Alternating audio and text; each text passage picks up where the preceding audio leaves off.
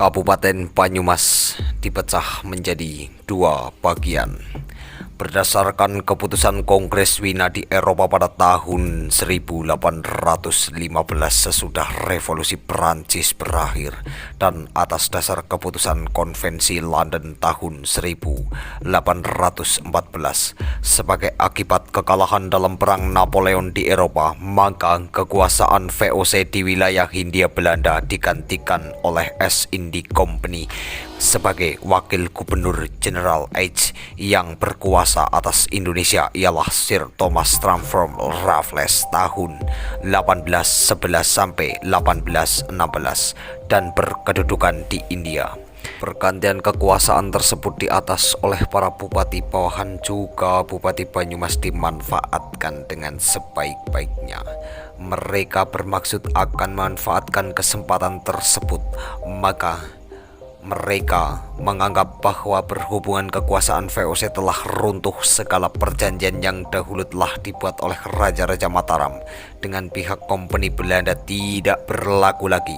Mereka mandiri, bebas dari kekuasaan Kasunanan Surakarta maupun Kompeni Belanda.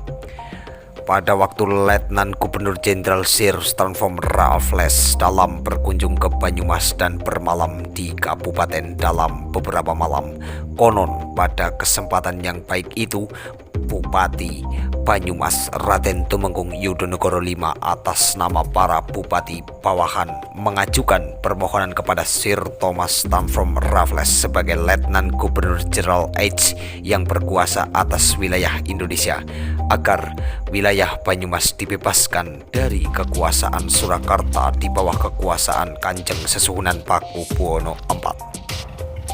Dan ia memohon agar diangkat menjadi Sultan di Banyumas. Permohonan itu bisa dimengerti oleh Raffles dan akan dipikirkan dan dibicarakan bersama Kanjeng Sesuhunan Pakubuwono IV setelah sampai di Surakarta nanti. Letnan General Gubernur Raffles melanjutkan kunjungan kerjanya ke Bagelen, Yogyakarta, dan Surakarta. Permohonan Bupati Banyumas Yudonegoro V disampaikan kepada Kanjeng Sultan Pakubuwono IV yang rupa-rupanya diterima dengan murka dan dianggapnya suatu tindakan pembangkangan para Bupati Banyumas terhadap Kasunanan Surakarta. Tidak antara lama Raden Tumenggung Yudonegoro V dipanggil menghadap Kanjeng Sesuhunan untuk diminta pertanggungjawaban atas permohonannya yang dianggapnya pembangkangan itu. Raden Tumenggung Yudonegoro V diberhentikan dari jabatannya sebagai Bupati Banyumas dan haknya untuk menurunkan jabatan bupati secara turun-temurun dicabut. Selanjutnya ia diturunkan pangkatnya menjadi Mantri Anom dan berkedudukan tetap berada di wilayah Kasunanan Surakarta dan tidak diperkenankan kembali ke Banyumas supaya ia bertempat tinggal di Surakarta.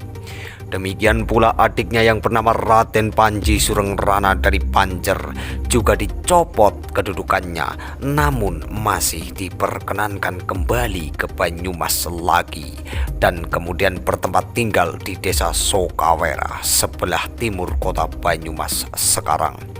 Versi lain yang menyebabkan Raden Tumenggung Yudonegoro V diberhentikan dari jabatannya sebagai Bupati Banyumas adalah Sir Thomas Stamford Raffles tahun 1811 sampai 1816 yang berkedudukan di India dan sebagai Wakil Gubernur East India Company General H yang berkuasa atas Indonesia telah mencurigai bahwa Kasunanan Surakarta akan melepaskan diri dari pemerintahan Inggris dan akan memberontak melawan pemerintahan Inggris di Indonesia. Raffles juga sudah mengetahui bahwa salah satu kekuatan pasukan andalan Kasunanan Surakarta adalah Banyumas. Untuk memperlemah kekuatan Surakarta dan karena raja tidak dapat diberhentikan dari tahtanya, maka diberhentikan dari jabatannya adalah Raden Tumenggung Yudonegoro V, Bupati Banyumas ke-12 yang memerintah pada tahun 1788 sampai 1816. Bahkan untuk memperlemah kekuatan pasukan di Banyumas, maka wilayah pemerintahan Kabupaten Banyumas dibagi menjadi dua, yang masing-masing diperintah oleh seorang Wedana Bupati, yaitu Bupati Kasepuhan dan Bupati Kanoman. Sebagai akibat diberhentikannya Raden Tumenggung Yudonegoro V sebagai Bupati Banyumas, yaitu berubahnya struktur pemerintahan khususnya di Kabupaten Banyumas dan tidak berlaku lagi pada kabupaten lain. Demikian penguasaan atas daerah Kabupaten Banyumas dibagi menjadi dua bagian, yaitu bagian Kanoman. Yang diangkat menjadi Wedono bagian Kanoman adalah cucu Kyai Adipati Danurjo I, Patih Kasultanan Yogyakarta, yaitu Raden Tumenggung Mertadirja I, lalu bergelar Raden Adipati Brododiningrat, yang semula telah menjadi Bupati Sokaraja. Wilayah kekuasaan Kanoman meliputi: pertama, Kabupaten Purbalingga di bawah kuasa Bupati Raden Tumenggung Dibokesumo. Kedua, Kabupaten Sokaraja di bawah kuasa Bupati Raden Ngabe Sumadirja, putra Raden Ngabe Mertadirja, menantu Raden Tumenggung Yudonegoro IV yang sudah diberhentikan. Ketiga, Kabupaten Panjer di bawah kuasa Bupati Raden Ngabe Surodirjo, putra Raden Tumenggung Arung Pinang di Surakarta, menantu Raden Tumenggung Mertadirja. Raden Tumenggung Mertadirja membuat rumah kabupaten di Kampung Kedunguter. Bagian Kasepuhan adapun yang diangkat menjadi Wedono Bupati Kasepuhan adalah Raden Tumenggung Cokrowedono, semula pejabat Bupati Purwokerto. Kekuasaannya meliputi: kesatu, Kabupaten Ayah Adirja di bawah kuasa Raden Tumenggung Dipayuda berkedudukan sebagai Tumenggung Kelana. Kedua, Kabupaten Adibala di bawah kuasa Bupati Raden Ngabe Cakradirja. Ketiga, Kabupaten Purwokerto di bawah kuasa Bupati Raden Ngabe Cakradirja, putra Raden Cokrowedono dari istri muda. Keempat, Kabupaten Banjar di bawah kuasa distrik dengan kekuasaan dua orang penguasa yang berpangkat Ngabe, ialah Raden Ngabe Mangunbroto dan Raden Ngabe Ranudirjo. Raden Cokrowedono bertempat tinggal di rumah Kabupaten Pejabat Wedono Bupati, berkuasa memerintah sejumlah bupati yang langsung berada di wilayah kekuasaan Kanjeng Sesuhunan Surakarta. Adapun kehadirannya di Surakarta diatur sebagian di antara para rekan Ngabe. Raden Tumenggung Cokrowedono beserta para rekannya jatuh gilirannya pada setiap akhir bulan Sapar, sedangkan Raden Tumenggung Mertadirja beserta para rekannya pada akhir bulan Ruah. Oleh karena itu, maka setiap Ba'da Mulud dan Syam, para bupati selengkapnya berada di Surakarta. Lamanya tidak kurang dari 6 bulan, selama 5 bulan di ibu kota dan selama 1 bulan dalam perjalanan. Tidak antara lama Kanjeng Sesuhunan Pakubuwono IV mangkat dan diganti oleh putranya bergelar Pakubuwono V, terkenal dengan sebutan Sesuhunan Sugih, yang memerintah hanya selama 3 tahun. Kemudian diganti oleh putranya Raden Mas Supardan dan bergelar Pakubuwono VI, terkenal dengan sebutan Sesuhunan Panguntapa. Konon pada waktu itu ada salah seorang bupati yang mendapat murka Kanjeng Sesuhunan dan dipecat dari jabatannya karena tidak setia kepada pemerintahan Kasunanan dan tidak dapat membayar upeti atau pajak. Juga disebabkan rusaknya desa-desa di bawah kekuasaannya. Bupati tersebut ialah Raden Ngabe Kertapraja di Adipawa. Adapun penggantinya ialah putra Raden Tumenggung Dipayuda bernama Raden Cokroyuda, menantu Raden Tumenggung Cokrowedono, dan setelah menjabat bupati atas perkenaan Kanjeng Sesuhunan, namanya diganti Nunggak Semi dengan yang digantinya, yaitu Ngabe Kertapraja, dan bertempat tinggal di Patik Raja.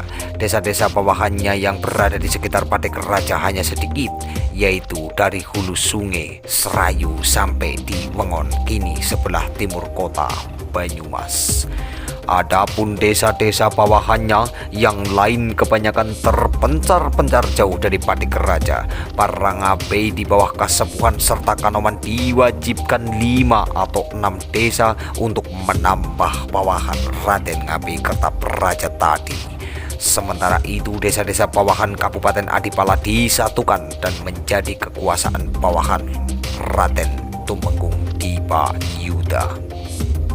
Tidak antara lama Kanjeng Sesuhunan mempunyai hajat menghitankan adik beliau yang bernama Raden Mas Samadiman kelak menjadi Pangeran Sindusena.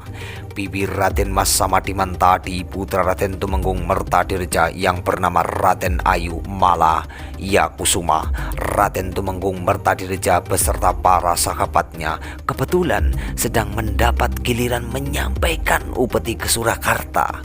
Pada waktu itu atas perkenaan Kanjeng Sesuhunan Raden Tumenggung Mertadirja beserta rekan-rekannya para Kliwon dan Ngabei diganti namanya seperti: pertama, Raden Tumenggung Mertadirja menjadi Raden Tumenggung Brataningrat. Kedua, Raden Tumenggung Dipaksuba II menjadi Raden Tumenggung Brata Sudiro. Ketiga, Raden Ngabei Sumadirja menjadi Ngabei Brata Dimeja. Keempat, Raden Ngabei Suradirja menjadi Ngabei Wangsa Brata.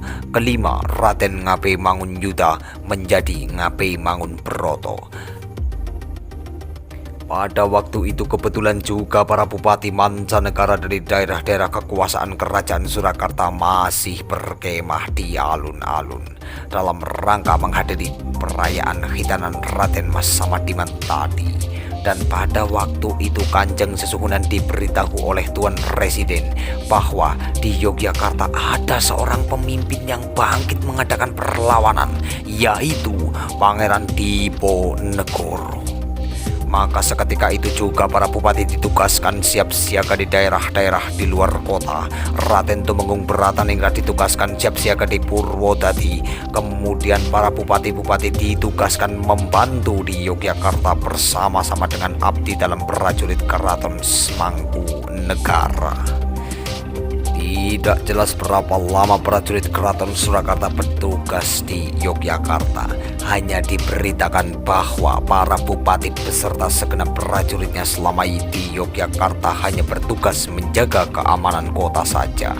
Adapun yang ditugaskan ke Palagan itu hanya bupati di Yogyakarta prajurit Mangkunegara. Selama mereka bertugas di Yogyakarta, para pengikut bupati dan rakyat Yogyakarta sendiri menderita kekurangan makan akibat blokade pangan oleh prajurit Diponegoro. Itulah maka pengikut Raden Tumenggung Bratadiningrat banyak yang menderita sakit dan terpaksa dipulangkan. Tidak antara lama para bupati di Surakarta ditugaskan kembali ke Surakarta, kemudian supaya kembali ke wilayah masing-masing, sebab daerah Kedu dan Bagelen sudah diduduki prajurit Pangeran Diponegoro. Maka kembalinya Raden Tumenggung Bratadiningrat dengan para pengikutnya serta para bupati di Bagelen tidak bisa lewat Kedu atau Bagelen. Mereka terpaksa lewat Semarang, Pekalongan, Batur, Karangkobar, dan kemudian Banjar.